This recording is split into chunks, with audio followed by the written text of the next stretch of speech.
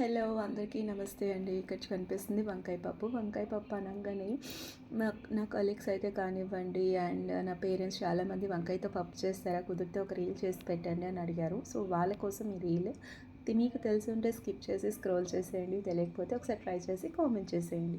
So మనకేంటంటే వంకాయ పప్పు అనగానే తెల్ల వంకాయలు అయితే చాలా బాగా ఉంటుందండి టేస్ట్. యాక్చువల్లీ అదే వాడాలి. నాకు అవైలబుల్ లేకపోవడం వల్ల నేను ఈ వంకాయలు తీసుకున్నాను.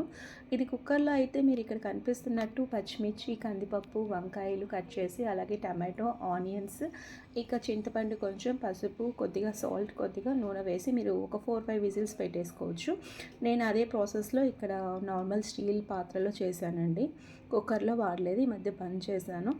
అది మనం అలా మెత్తగా పప్పుని రుబ్బుకున్న తర్వాత ఇలా పోపు వేసేసుకోవాలండి. సో పోపుకొచ్చి అన్ని పోపు దినుసులు, అలాగే వెల్లుల్లి రెబ్బలు, కరివేపాకు, ఇక ఎండుమిర్చి తీసుకున్నాను. పోపులో కంపల్సరీ మీరు పప్పు కానీ, సాంబార్ కానీ, అలాగే టమాటో చారుకి కానీ మీరు ఇంగువ యాడ్ చేసుకుంటే, ఇంగువ పొడి మనకి రెడీమేడ్గా దొరుకుతుంది. చాలా బాగుంటుంది అండ్ డైజెషన్ సిస్టమ్ కూడా చాలా మంచిది. మంచి ఫ్లేవర్ వస్తుందండి. సో చూసారా ఎంత బాగుందో. ఇలా చేసుకోవడం వల్ల వంకాయ ముక్కలు అనేది నలిగిపోకుండా మనకి తినేటప్పుడు చాలా చక్కగా కనిపిస్తూ ఉంటుంది అండ్ చాలా టేస్టీగా ఉంటుంది. కుదిరితే ట్రై చేయండి అండ్ నచ్చితే ఒక లైక్ ఇచ్చేయండి. Thank you so much.